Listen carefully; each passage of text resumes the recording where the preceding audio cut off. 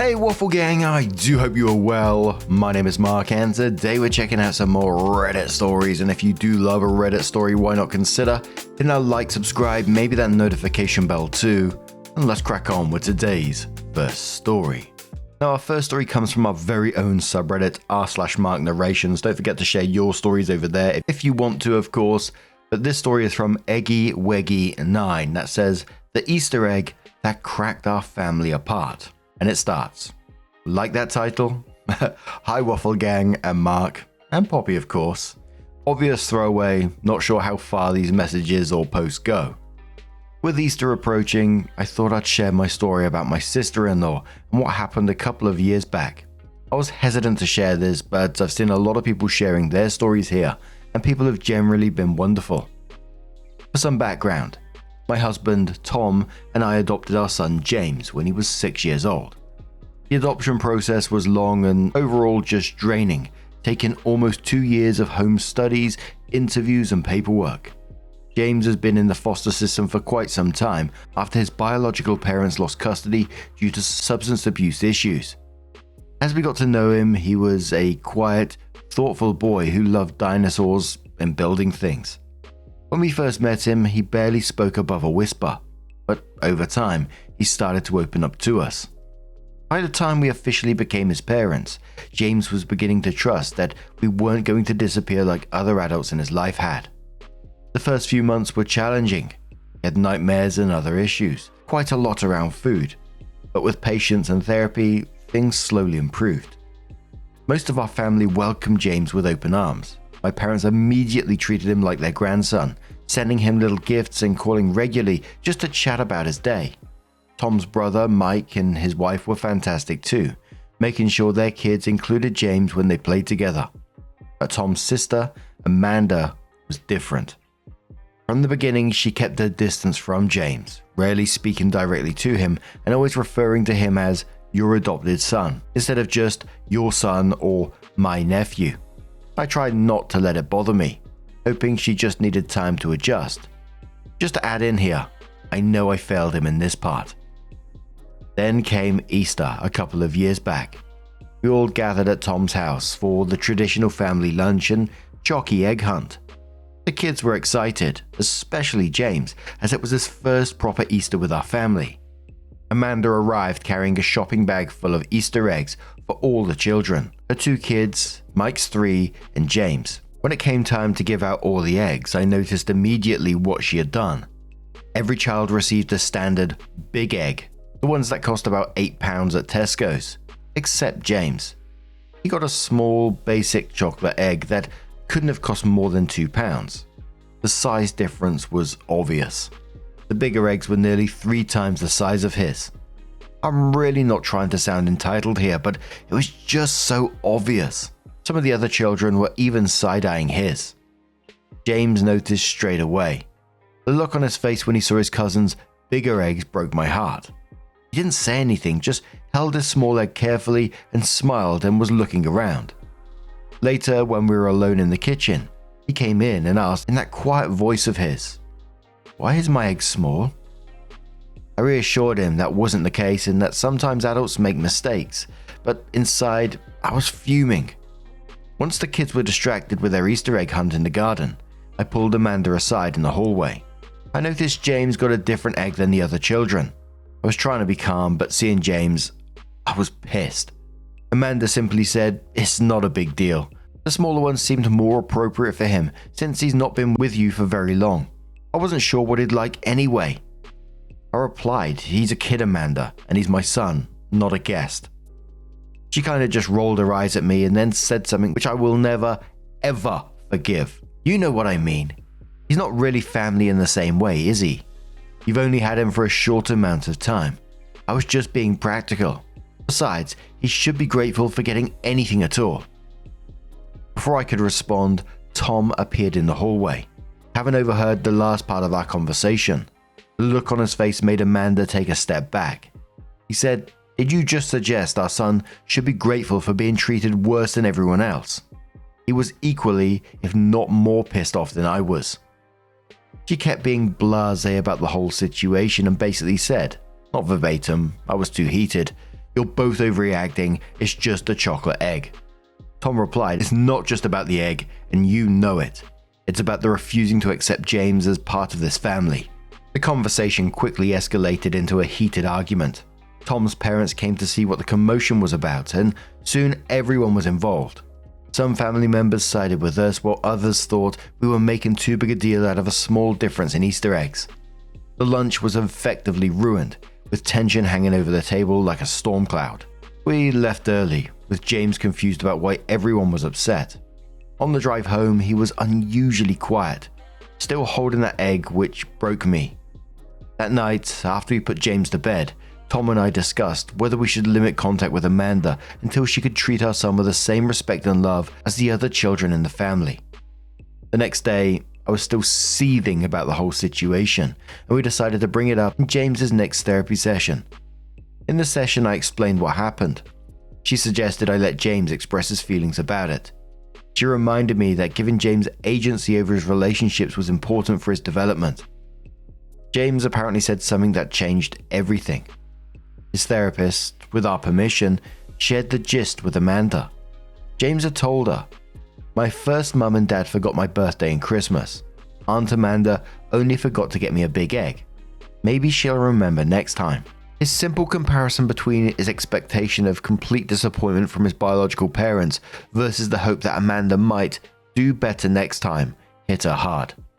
It wasn't about forgiveness or some saintly gesture of sharing. It was about a child who still believed adults might improve, despite all the evidence to the contrary, everything he had been through. Amanda showed up at our house without warning around 4 days later. She asked to speak with James, with us present of course.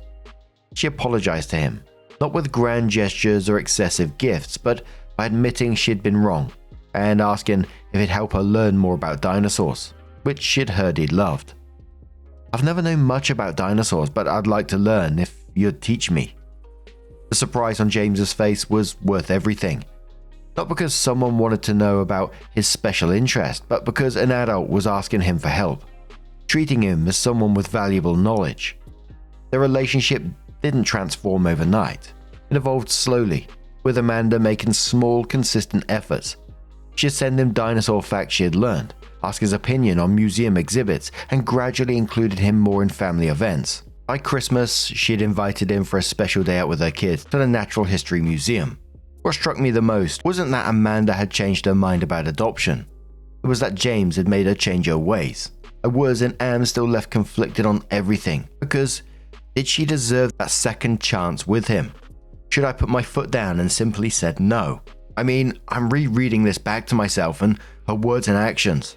I can feel myself burning up reading them. However, another Easter is approaching. Apparently, James is helping Amanda set up an egg hunt this year for the cousins. It's obviously something we watch very closely. I feel guilt for potentially failing him the first time around, guilty for letting her back in. But also, James is happy and Amanda really does seem to be making an effort. But all that said, she won't get another chance because I can't forgive what she said. If you made it this far, thanks for reading, and I hope you have a wonderful Easter. Oh, dearie me, that story had me welling up in several places. That picture you painted of James stood there with his small egg in his hands looking around. You know, kids notice everything. And then question to themselves in their head, why this, why that? And that's just heartbreaking to think about. And talking about the therapy and James's words himself, you know, just James looking for hope despite everything he's already been through, that maybe she'll remember next time. And I think, like you said, it's an incredibly difficult situation about the whole forgiveness thing. Like you said, you're never going to forgive her for what she said, and I wouldn't be able to do that either. So your mixed feelings on it are like totally valid. But I think you took appropriate steps in this, really. You called her out on it. You talked to the therapist about it, and the therapist was telling you to give him sort of agency over his own relationships, which he's doing, and it seems to be going in the right direction right now. He seems to have changed her ways in some form, and just keeping a super close eye on it seems like a step in the right direction. But Unicorn Duck says, agreed on the adoption lottery. You, your husband, and your son seem to be figuring out life together extremely well. My biggest flaw is I will halfway forgive and never ever forget. Amanda can grow and learn to be a better person, She should have been to a literal fucking child, but know this as a mama bear. If she's out of line, even a fucking fraction or anyone else harms that precious boy, go mama grizzly bear and knock on her peach? The peach emoji, does that mean like ass? Knock on her ass. Pure Pollution says, and I think that last comment was replying to this one, wow, you won the adoption lottery with James. What a phenomenal son you've got. He was shown so much grace, forgiveness, and all around awesomeness. No matter what traumas his past has held, he's still given adults a second chance. That's such a beautiful quality. I personally think that you should follow your son's example and allow Amanda to keep building on her second chance. I think she had a huge reality check with what James said about his Easter egg, and it shamed her into pulling her head out of her ass. If he's happy with their relationship, allow him the autonomy to be able to pursue it. His maturity has given her the boot at the backside she needed, so just go with the flow. Obviously keep an eye on their relationship, but I'd be willing to bet that Amanda has learned her lesson, and she'll be certain to treat James like the family member he is. Lastly, I'd like to add that James has also won the parent lottery. Without your love and support, you might not be able to give that second chance to Amanda. But you made him feel loved and supportive, enabling him to take the lead in this situation. So despite my initial desire to rip Amanda's hair out, I think James has dealt with the situation perfectly. I wish your entire family a wonderful, laughter-filled Easter. Much love. Broken Wings Butterfly says, I'm not crying. I'm not. Maybe just a little. As an adoptee, can I give you hugs? Amanda doesn't deserve a second chance. No way in hell. If I were near her, I'd give her a kick in the shins just because. That said, James is the one who gets to decide at this point. You've discussed it in therapy, and he's making inroads with the relationship. Let him show her his love for his new family. As long as he's feeling good about things, leave it be. If he ever expresses that his feelings are hurt, you'll need to step in. Honestly, you sound like great parents. He sounds like a lovely little boy. Real family is who you choose. And one more comment which says, I can completely understand how your feelings are so much stronger than your son's. You are Mama Bear, and Amanda's egg error was huge. My husband and I adopted two siblings who were 1.5 and 3.5. Fortunately, our families were 100% on board, which is why I understand your protectiveness. She is apparently really trying hard to undo the damage, and your son has been positively impacted by her new behavior. Understand you need to keep a careful eye on her, but be ready at some point to accept she has seen the light. This will be important for your son as much as for you. Sending hugs. But now I'm going to turn this one to you guys. What do you guys make of this situation? Let us know your thoughts down in the comments below, and let's move on to another story. Now, our next story comes from Remarkable Rust 230 from the Am I the Arsehole Here subreddit. It says, am I the arsehole here for not rescheduling my wedding after my sister was widowed? I, 34 male, am supposed to get married next month. No, I'm not sure it's going to happen. My partner's sister, 35 female, was widowed last month. I've gotten a front row seat of how it has rocked my soon-to-be in-laws. Everyone has really tried going above and beyond for his sister, making sure she's comfortable as possible. And I truly can't imagine, You'd probably have to institutionalize me if something happened to my boy. My partner's mum came to him a few days ago and asked if he would consider postponing the wedding. She said they would cover all the lost money, would help us replan, etc. Apparently his sister has said there's no way she can attend the wedding, and his mum knew how important it was to him to have her there. So she just wanted to offer an alternative plan. I'm not very sentimental, but my partner is. Our wedding was planned for the 10-year anniversary of when we met. That's something that meant a lot to him, which makes it mean a lot to me too. But I'm trying to be sympathetic, but I'm just fucking raging. I can't help it. My emotions aren't allowing me to be objective. I know his mum came to him in good faith, but it makes me so angry to think about this being put on his shoulders a month before our wedding. He was so excited, and now I'm worried that if we don't reschedule, it's just going to be in his head the whole time, feeling guilty and unable to fully enjoy himself. I know his sister is hurting. I'm trying my absolute hardest not to piss off the family that is soon to be mine, one that's already mine in a lot of ways. Still, I'm so mad. I'd appreciate some objective point of views. Edit, getting a lot of she's and hers in the comments. I'm a man. Doesn't have much weight in the story, just wanted to clear it up. Commenter says to OP, this sounds like something you should discuss with your partner, not random people on the internet. Until you do, you don't know actually how he feels. Whatever you decide together is the right decision for you as a couple. Just understand that there may be consequences with familial relationships depending on the choice you make. OP says, we've talked and he's torn. I'm trying to follow his lead because this impacts him more than me. I'm just so frustrated. Never at him, but them for putting him in this position. By putting this weight on his shoulders. Planning has been a lot of work, but it's exciting because we know what's coming. Now we either have to do it for a second time, rebooking everything without the same excitement, or we have a wedding where no matter how good my partner feels, there will be guilt and sadness thrown in too. It's unfair. I'm half inclined to agree to cancel it all and elope. No distractions, just us. Commenter replies saying, cancel, get the money back from the in-laws, elope to somewhere fantastic, throw a killer first anniversary party. OP says, I'm open to this. I've always been indifferent to a big wedding. That's why I'm so focused on my husband's feelings throughout all of this. This is his baby. I just want him to see him so happy. I'll talk to him about it.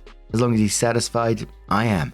And I guess there is an arsehole part of me that's still frustrated with how long we spent planning only to have it thrown away. That's something I'm trying to work on.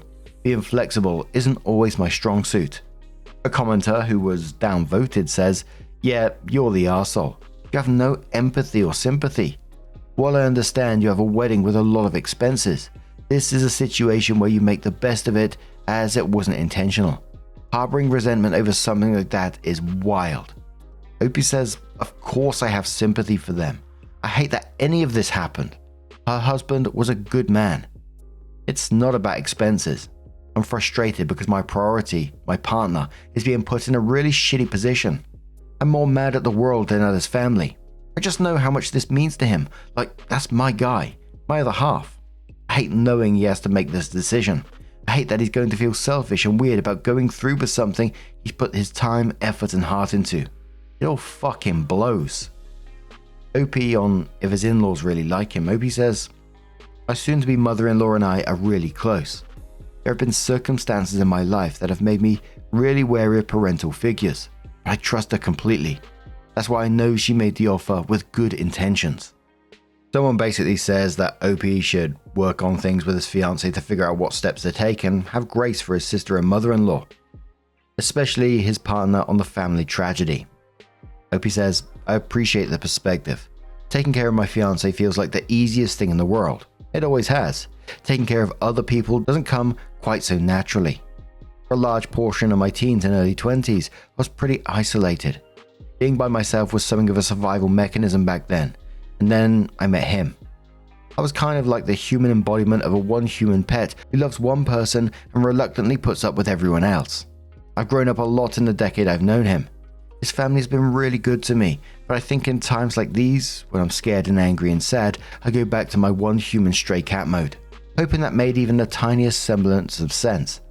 Not sure why all these animal analogies are coming out in my comments either. The point is, sometimes I'm not great at big picture.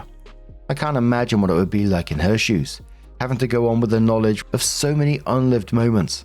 I'm not trying to be unempathetic at all. I'm just trying to juggle with a lot right now. OP on his fiancé making decisions regarding the wedding and how he is supporting him. OP says my fiancé is going to make a decision over the next coming days, and I'm going to support whatever he chooses. This would be super nice though. I would love 2 weeks far away from everyone in the world besides him. Thank you for the comments, they mean a lot. I love him in a way I wish I could tell 15-year-old me about to give old me some hope. I would do any number of ridiculous things to make him happy. He's the kindest, sweetest person, gentle and warm. I learned so much from him. So at some point later, OP comes in with an update and says, I'm a married man. I let my husband take the lead on making the decisions here and let him know I would support whatever he chose. After some discussion, we decided to cancel the wedding and elope instead. My husband said he wouldn't feel right gathering all his family and our friends without his sister present. But it was still very important to him that we got married on the date we first met. It was perfect. It was exactly the right choice. It was quiet and intimate and us. There's nothing in the world I love more than seeing him smile, and he was stuck in perpetual smiling mode. I was worried that if we had the wedding, I would look over and see him looking anything less than thrilled, but it wasn't how he envisioned it without his sister there. I think the complete change in expectation made it easier for him to let go. Again, exactly the right choice. We're on cloud 9.